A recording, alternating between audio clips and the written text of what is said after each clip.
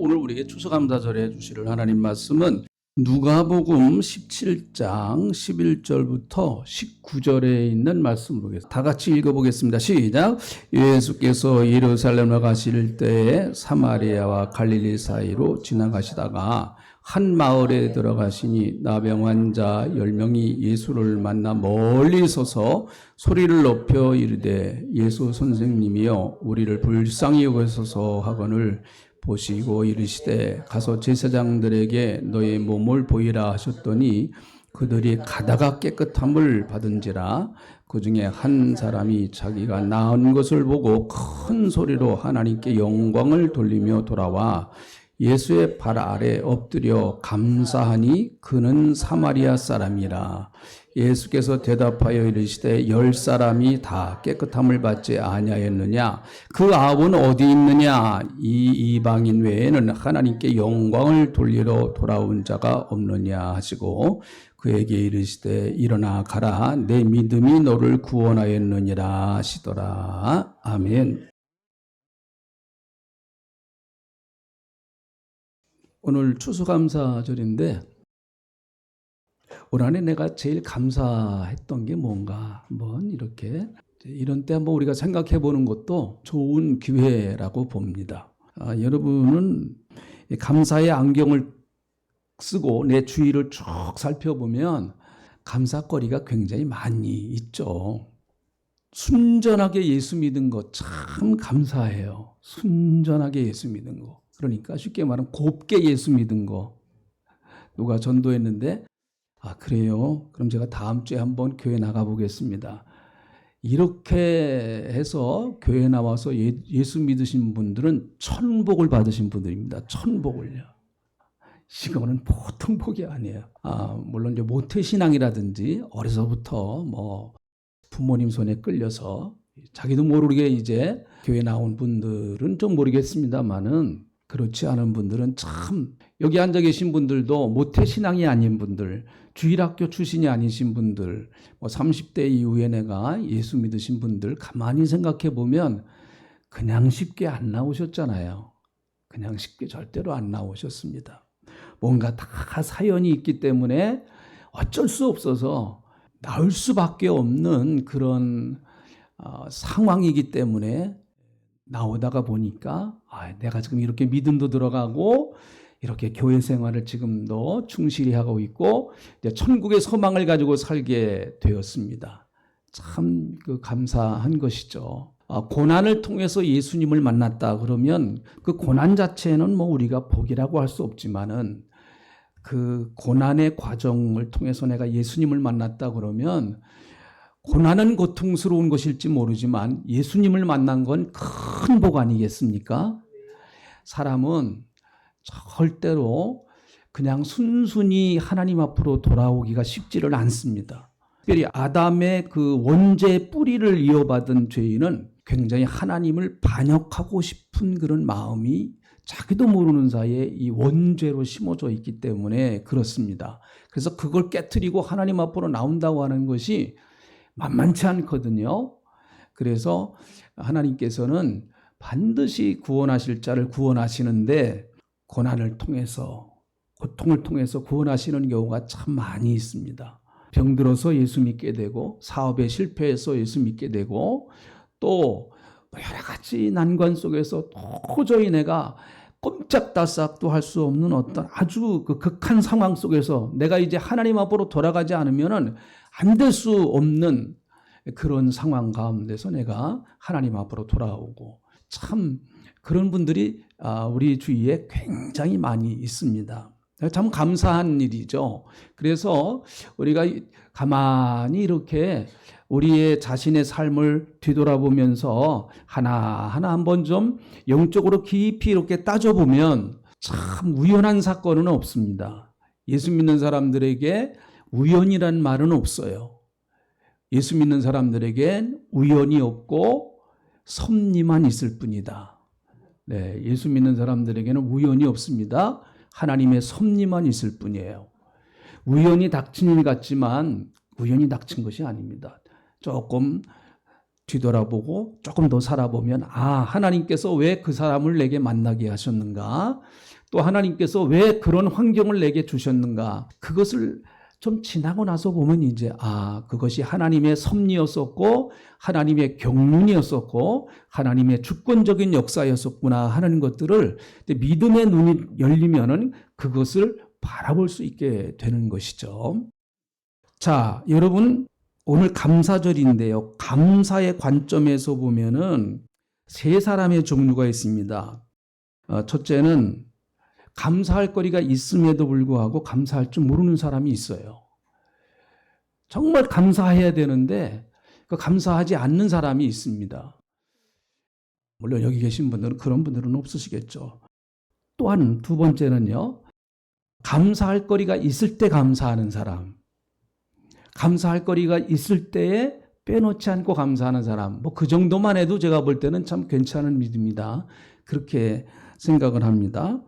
그러나 조금 더 나가면 이제 감사할 수 없는 상황인데도 그럼에도 불구하고 감사하는 사람. 그건 조금 더 믿음이 더 잘한 사람이라고 볼 수가 있습니다. 자, 여러분의 신앙은 어떤 단계일까요? 첫 번째는 아니라고 봐요. 여기에 감사하지 않는 사람이 없겠죠. 감사할 환경인데 감사해야 될 사람임에도 불구하고 감사하지 않는 사람, 그런 사람은 성도라고 좀 말하기가 어렵겠죠. 근데 두 번째부터는 우리가 좀 적용이 될 수 있을 것 같아요. 있을 때 감사하는 사람, 감사할 거리가 있을 때 감사하는 사람. 이 정도는 될 수 있겠죠, 여러분. 우리가 아마 이 정도는 다 될 수 있을 겁니다. 그런데 거기서 한 걸음 더 나가 조금 우리가 믿음이 더 자라나가게 되면 감사할 수 없는 상황인데도 감사할 수 있는 사람. 그건 정말 성숙한 감사라고 할 수 있겠죠. 성숙한 신앙이라고 할 수가 있겠죠. 오늘 사랑하는 성도 여러분, 이 말씀을 들으시면서 우리의 믿음이 좀 세 번째까지 올라갔으면 참 좋겠어요. 감사할 거리가 있을 때만 감사하는 것이 아니라 좀 감사할 수 없는 환경 가운데서도 하나님 제가 감사하겠습니다. 그쪽으로 한번 우리 신앙을 끌고 가보자고요. 오늘 말씀을 듣고 능력을 받고 우리가 말씀으로 은혜를 받고 하나님 제가 앞으로 감사할 수 없는 상황이 내게 몰려온다고 할지라도 제가 한번 감사해 보겠습니다. 그런 은혜가 저와 여러분에게 있으시기를 주님의 이름으로 축복합니다. 자, 오늘 이 본문 말씀에 등장하는 사람들은 10명의 문둥병자, 나병 환자들입니다. 성경에 보면 여러 종류의 병들이 굉장히 많이 나오잖아요. 그런데 성경에서 제일 무섭게 다루는 병이 나병입니다. 레위기를 읽어보면요. 레위기 14장, 15장이죠. 14장, 15장 두 장에 걸쳐서 이 나병에 관한 문제만 다루고 있어요. 물론 거기서 나병은 피부병까지 다 얘기를 합니다. 피부병까지 다 포함해서 피부병조차도 다 나병으로 이렇게 얘기를 하니까 어쨌든 이 나병의 문제를 레위기에서는 굉장히 심각하게 다루고 있습니다. 왜 그런가 하면 나병 자체가 그것이 병 중에 하나지만 나병이 보여주는 그 모습들이 죄인의 모습과 너무 비슷한 모습이기 때문에 그렇습니다. 여러분, 나병에 걸리면은요, 사랑하는 가족과도 헤어져야 됩니다. 같이 못 삽니다. 왜 그런가 하면 나병은 전염이 되기 때문에 그렇습니다. 그래서 나병 환자들은 함께 모여 살죠. 우리나라도 소록도에 있다고 그러지 않습니까? 그러니까 격리를 시킨단 말이에요. 나병은. 그것과 마찬가지로 영적으로 죄는 하나님과 우리 사이를 분리시켜 버립니다. 하나님과 우리 사이를 갈라놓는 거예요. 이 죄라고 하는 것이. 또 나병은 사람의 몸을 썩게 합니다. 그래서 나중에 손가락도 이제 잘라지기도 하고 코도 무너지기도 하고 그런다고 그러지 않습니까? 저는 직접 나병 환자는 보지는 못했지만 어쨌든 그렇다고 합니다. 그것과 마찬가지로 죄라고 하는 것은 인간을 아주 흉악하게 만들게 되죠. 여러분, 우리 주위에 어떻게 그렇게 끔찍한 죄를 저질렀을까 하는 그런 사람들이 가끔 이제 TV 같은 데서 화면에 보면은 아주 흉악한 범죄인들은 이제 신상을 공개한다고 하지 않습니까? 얼굴을 공개한다고 그래요. 그래서 어떻게 저런 그 엄청난 저런 흉악한 죄를 지을 수 있을까? 우리가 깜짝깜짝 놀라는 이런 일들이 가끔 정말 뉴스 시간이라든지 이런 데 보도되면 너무나 안타깝지 않습니까? 그것과 마찬가지로 이 문둥병, 나병은 사람의 몰골을 완전히 정말 폐인으로 만들어버리게 되는 것이죠. 그리고 아까 얘기한 것처럼 나병은 전염이 됩니다. 그것과 마찬가지로 죄도 전염이 됩니다. 그래서 맨날 죄 짓는 사람하고 가까이 하면 자기도 모르는 사이에 그 죄가 자기한테로 자꾸 전달이 되는 경우가 많이 있습니다.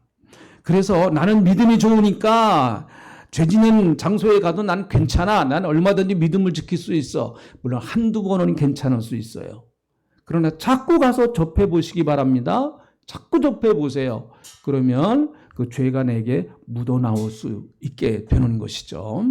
그래서 이 나병은 사실은 성경에서 굉장히 무섭게 다루고 있습니다. 나병은 서서히 인간을 무너뜨립니다. 인간의 육체를 무너뜨립니다. 그것과 마찬가지로 죄는 인간을 서서히 무너뜨립니다. 그래서 절대로 키우지 말아야 될 게 있습니다. 여러분, 절대로 키워서는 안 될 게 있습니다. 그것이 무엇인가 하면 죄입니다. 욕심이 잉태한 즉 죄를 낳고 죄가 장성한 즉 어떻게 된다고 그랬어요? 사망. 네. 죄는요, 키우면 안 됩니다. 한번 따라 합시다. 죄는 키우면 안 된다. 네. 키우기 전에 빨리 싹이 아주 난 지 얼마 안 됐을 때 뽑아야 쉽습니다. 이미 버쩍 자라나고 나면 여러분 뿌리 뽑아내기 대단히 어렵습니다. 그래서 예수 믿는 사람들은 죄에 대해서 그래서 민감해야 돼요. 조그만 죄라고 할지라도 우습게 보면 절대로 안 됩니다. 내가 조그만 이건 뭐 별거 아닌 것 같다. 하나님도 이해하실 거야. 아니에요. 하나님이 이해하시는 죄는 없습니다. 여러분 바위를 바닷속에다가 던져도 풍덩하고 들어가고 조그만 돌을 내가 바닷속에다 던져도 풍덩하고 들어갑니다. 죄는 죄입니다. 작은 죄든 큰 죄든 다 하나님의 심판의 대상이 되는 것이지 큰 죄만 하나님의 심판의 대상이 되는 것은 결코 아니죠.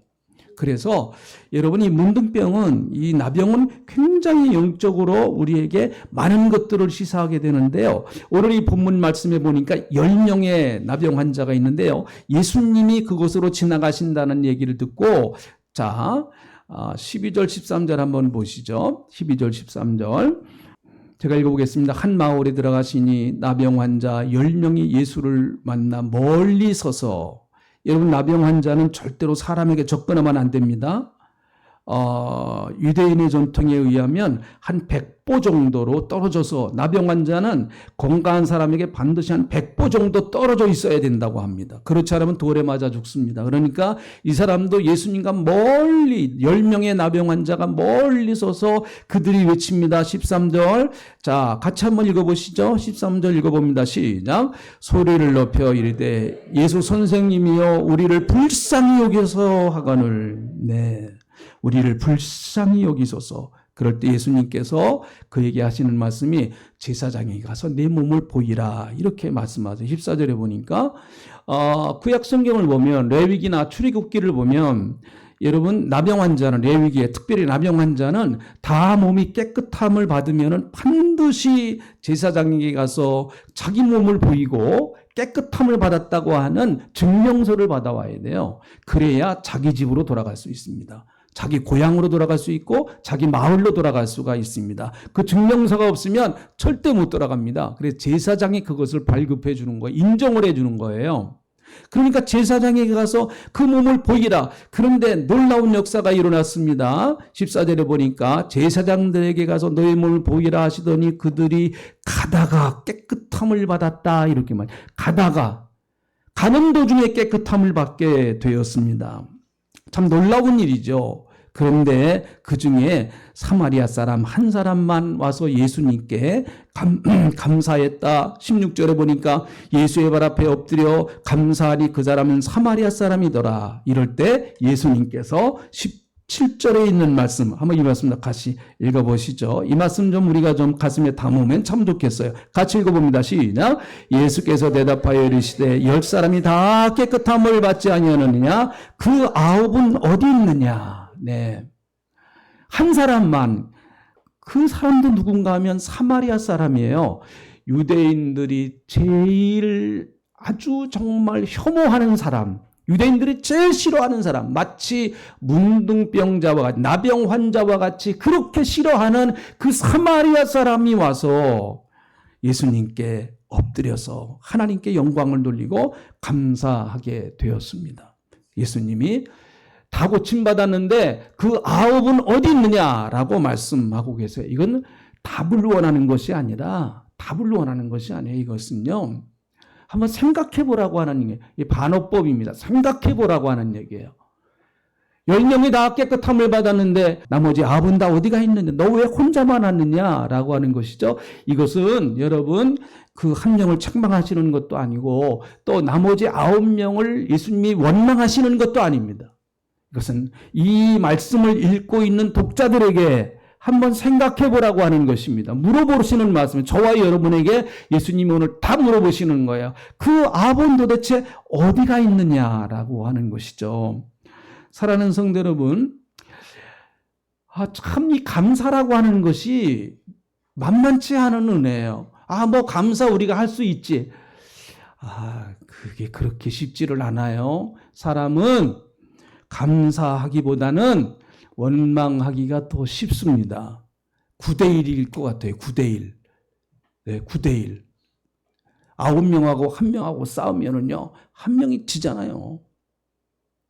그러니까 사람은 원망하기가 훨씬 쉽다라고 하는 얘기예요. 하나님 앞에 받은 은혜가 많은데, 여러분 조금만 우리가 어려움을 당해도 여태까지 받은 거는 다 없는 거예요. 여태까지 받은 거 다 여러분 그거 생각하지 않습니다. 지금 내가 당장 어려운 거, 하나님이 나한테 좀 서운하게 한 거, 그거 더 많이 생각한다는 말이죠. 9대1로요. 9대1로. 9가지 은혜를 받았어도 하나님이 내게 하나만 잘못하셔도 사람은 9가지 받은 은혜 별로 생각하지 아니하고 한 가지 잘못, 하나님이 내게 좀 서운하게 하신 거, 그거 생각하기가 쉽다라고 하는 얘기죠. 이것은 인간관계도 마찬가지인 것 같아요. 사람과의 관계에서도요, 마찬가지인 것 같아요.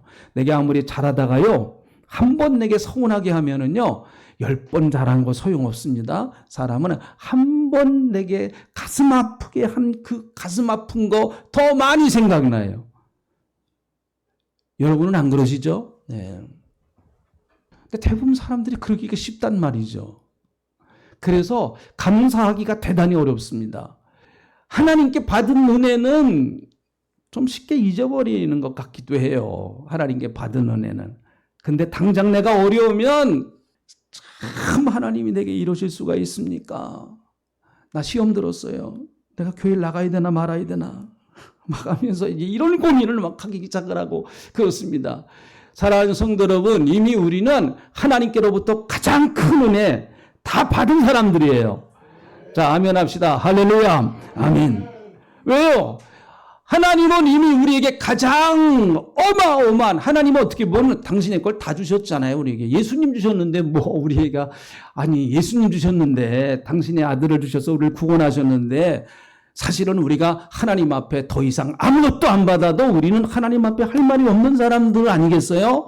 예수 믿어서 구원받고 하나님의 백성이 되어서 이제는 천국 가서 하나님과 함께 영원히 살 수 있는 그런 길이 우리에게 열렸는데, 근데 사람은 또 이 땅에서 육신을 입고 살다가 보니까 그것만 다는 아니다라고 생각하는 경우가 참 많이 있습니다. 그렇지만 여러분, 우리가 때로는 삶이 힘들고 어려울 때마다 다시 하나님 앞에 처음 자리로 돌아가는 것 참 중요하다고 봐요. 처음 자리로 돌아가는 거. 하나님이 내게 어떤 은혜를 주셨는가? 나는 원래 어떤 사람이었는가? 나는 어떤 사람이었기에 하나님이 그렇게 하나밖에 없는 예수님을 이 땅에 보내셔서 나를 구원하셔서 하나님 자녀 삼으셨는가? 다시 원래의 자리로 돌아가서 하나님과 나와의 관계를 한번 바라봐야 돼요. 네? 그렇게 되면 좀 어려운 가운데서도 우리가 좀 감사할 수 있는 힘이 좀 생기지 않겠습니까? 네? 자, 여기 나오는 10명은 같이 참 잘한 게 있어요. 우선 그들은 10명은 공동체 생활을 했습니다. 10명이 함께 다녔습니다. 어려움 당할 때 누군가와 같이 함께하는 것은 엄청난 힘이죠. 굉장히 잘한 거예요. 이것은요. 혼자 고난당하는 것보다 함께 고난당하는 것 굉장히 짐이 가벼워집니다. 바로 그래서 교회가 그래서 필요한 거예요.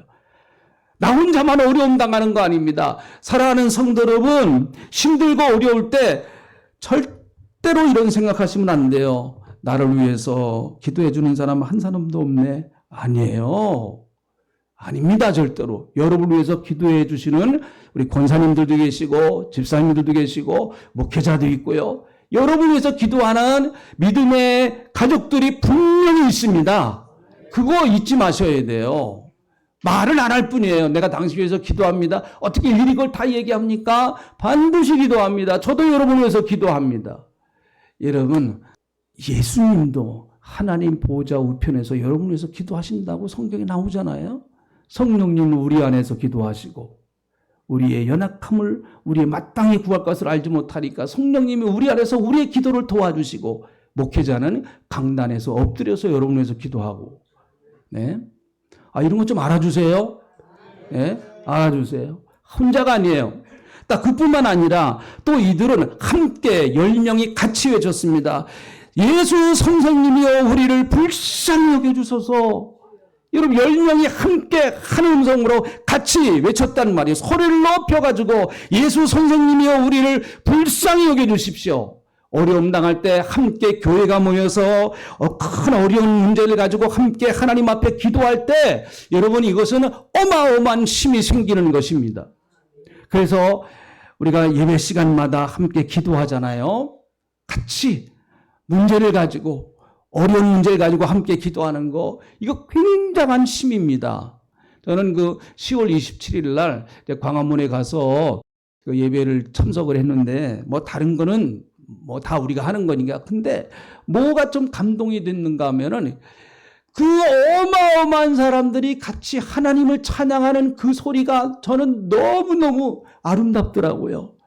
어마어마한 사람들이 모여서 함께 하나님을 찬양하고 그리고 나라와 민족을 위해서 정말 한국교회를 위해서 회개하면서 하나님 앞에 기도하는데 야, 목회자로서 가슴이 정말 뜨겁더라고요. 그 수많은 사람들이 모여서 그 광화문에 꽉 들어찬 사람들이 모여서 나라와 민족을 위해서 기도하고 한국교회를 위해서 기도하는 그것이 야 흥분이 되더라고요. 정말. 예? 교회는 어려울수록 함께 모여서 하나님 앞에 같이 기도해야 됩니다. 마가의 다락방에서 120명의 성도가 함께 모여서 기도할 때 성령이 임하신 것처럼 여러분 우리가 어려울 때마다 어려움 당하는 사람들이 교회를 더 가까이 하고 교회에 나와서 함께 몸부림치면서 기도해야 됩니다. 또 그뿐만 아니라 그들은 한 마음으로 예수님의 말씀을 함께 순종을 해서 10명이 똑같이 너희는 가서 저 제사장이 가서 너희 몸을 보이라고 말할 때 10명은 똑같이 가서 순종을 했습니다. 그래서 여러분 믿음의 동력자는 반드시 필요한 거예요. 네, 믿음의 동력자는 반드시 필요해요. 저 옆에 있는 분이 좀 믿음이 떨어졌을 때 그 옆에 있는 분이 좀 같이 끌고 가야 됩니다. 내가 힘들고 어려울 때 누군가가 나를 끌어줘야 되는 거예요. 10명이 함께 예수님의 말씀에 그대로 순종하면서 간다고 하는 거 이거 얼마나 아름다운 모습이에요. 그리고 그들은 함께 10명이 똑같이 기적을 체험했습니다. 자, 그런데 문제는 10명이 똑같이 함께 기도도 하고 함께 순종도 하고 함께 기적도 체험했는데 9명과 사마리아 사람 이 두 부류 중에 딱 다른 것이 한 가지 있었어요. 그게 뭔가 하면 감사하는 거예요. 감사하는 거. 다른 건 요 한 가지예요. 다른 건 다 똑같았습니다. 기도도 했습니다. 순종도 했습니다. 함께 격려도 했습니다. 다른 거 다 똑같이 잘했어요. 그런데 한 가지 9명이 못한 게 있는데 그것이 뭔가 하면 감사예요. 감사. 이 감사가 만만치 않아요. 우리가 하나님 앞에 어려울 때 기도도 할 수 있습니다. 순종도 할 수 있고 교회에서 헌신도 할 수 있습니다. 그런데 여러분 감사하지 않으면 시험 들 수 있어요. 감사하지 않으면요. 내가 하나님 앞에 많이 헌신하는 거 얼마나 그게 복된 일입니까, 여러분? 내가 하나님 앞에 이렇게 헌신하는 거 얼마나 대단히 감사한 일이에요. 근데 감사하지 않으면 내 마음에 자기도 모르는 사이에 교만의 싹이 틀 수 있어요. 기도도 마찬가지입니다. 여러분 기도 응답 받으면 감사해야죠. 할렐루야. 기도 응답 받으면 반드시 하나님 앞에 감사해야 됩니다. 네? 감사로 하루를 시작하십시오. 감사로. 하나님 오늘 내 새 생명 주신 것 감사합니다. 그런데 여기 9명이 왜 감사하지 못했을까요? 뭐 성경은 안 나오니까 잘 모르겠는데 제가 쭉 한번 생각해 보니까 한 3가지 정도가 이유가 있는 것 같아요. 우선은 나중에 감사하자. 나중에. 내가 이렇게 문둥병에서 고침받았으니까 집에 가서 가족부터 만나야지. 뭐 그럴 수 있잖아요. 아, 예수님은 다음에 찾아가지 뭐. 우선 나는 가족 찾아가는 게 우선 급해. 뭐 이래서 나중에 예수님을 만나려고 했을지 모르겠습니다. 그러나 예수님은 사실은 얼마 있다가 십자가 지시는 거예요. 그래서 감사의 기회를 잃어버리면 안 됩니다. 한번 따라합시다. 감사의 기회를 잃어버리지 말자. 반드시 감사할 환경이 있으면 하나님 앞에 감사하십시오. 하나님 고맙습니다. 감사합니다. 잊어버리지 말아야 돼요. 네. 뒤로 미루면 안 됩니다. 또 이렇게 생각했을지도 모르겠죠. 뭐 나만 고침받았나 뭐 특별히 하나님이 나만 고쳐주셨나? 예수님이 나만 고쳐주셨나? 나머지 사람을 다 고쳐주셨는데 뭐 이럴 수도 있을 것 같아요. 예. 그래 뭐 나만 복 받았나? 뭐 복 받은 사람 많어. 뭐 이럴 수 있잖아요 우리가. 왜 나한테만 그래? 왜 나만 갖고 그래? 뭐 그럴 수도 있을 것 같아요. 또 한 가지는 뭐 이렇게 생각하고 이것이 참 또 이유 있을 것 같기도 해요. 어떻게 하다 보니까 우연히 난 거지. 뭐 예수님이 고치셨나? 우연히 났지. 기도한다고 그게 나아지나? 아이고, 내가 보니까 우연히 났지. 뭐 이것까지 감사해야 되나? 어떻게 보면 뭐 그런 것일 수도 있지 않겠습니까? 그러니까 감사를 하지 않을 이유도 많아요. 감사를 하지 않을 이유도 많습니다. 감사하지 않을 이유도 여러 가지 많아요. 그러나 여기 나오는 여러분 사마리아 사람은 예수님 앞에 와서 감사했어요.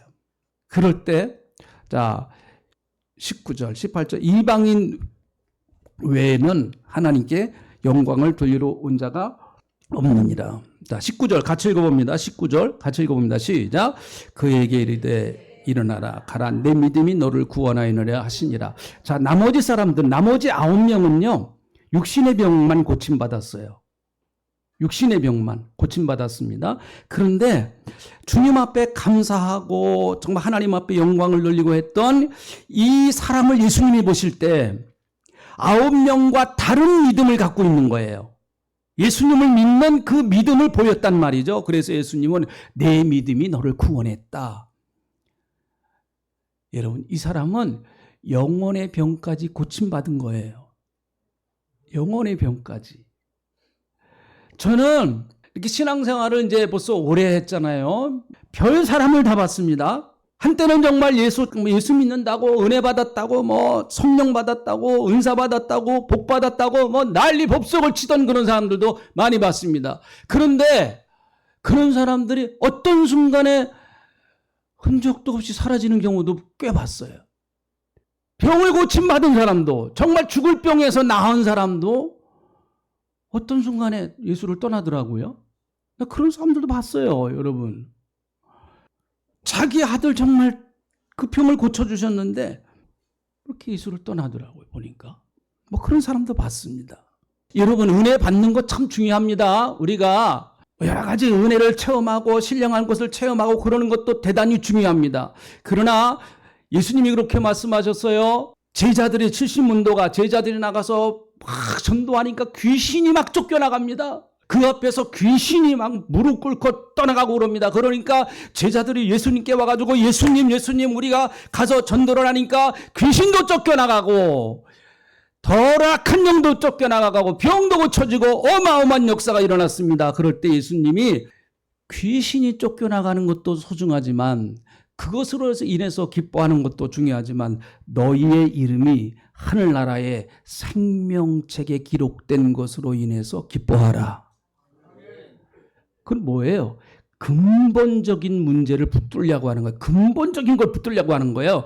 어떻게 보면 여러분 우리의 근본은 뭡니까? 예수님과 나 사이에서의 신앙의 문제, 구원의 문제. 예수님과 내가 어떤 관계에 있느냐? 예수님은 정말 내 구주요 주님이신가? 예수님은 내 영혼을 구원하시는 구세주로 내가 믿고 있는가? 하는 그 문제가 신앙생활에서 제일 중요한 문제예요. 그 예수를 내가 마음속에 믿어야 내 이름이 생명책에 기록되는 거 아닙니까?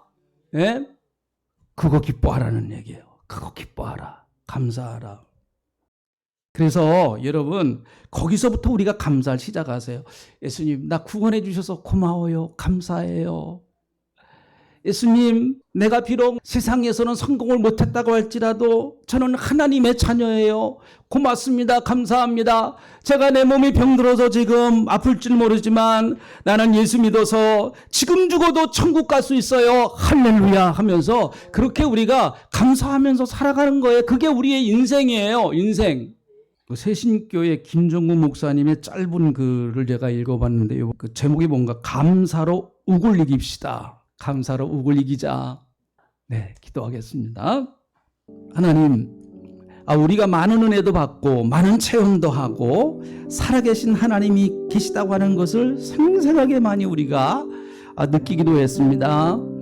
그런데 우리가 9명처럼 감사하지 못하고 사는 건 아닌지, 조그만 어려움 때문에 하나님 앞에 원망하고 불평하면서 살아가는 저희들은 아닌지, 주여, 오늘 우리가 다시 하나님 앞에 감사할 수 있는 은혜를 베풀어 주시고 감사의 지수를 높이게 하시고 감사의 체질로 우리의 삶을 변화시킬 수 있도록 주님, 나 같은 죄인 구원시켜 주신 하나님의 그 크신 사랑이 얼마나 크고 놀라운지 그것만 생각해도 우리가 가슴이 뛰고 내 영혼이 이 세상에서 우리의 삶이 다 끝났을 때 주님 나를 부르실 때 천군천사로 나를 부르셔서 영원한 하나님의 나라로 나를 이끌어 가실 그 하나님의 크신 은혜, 십자가의 은혜, 부활의 은혜를 생각할 때 좀 어려워도 감사할 수 있고 좀 힘들어도 우리가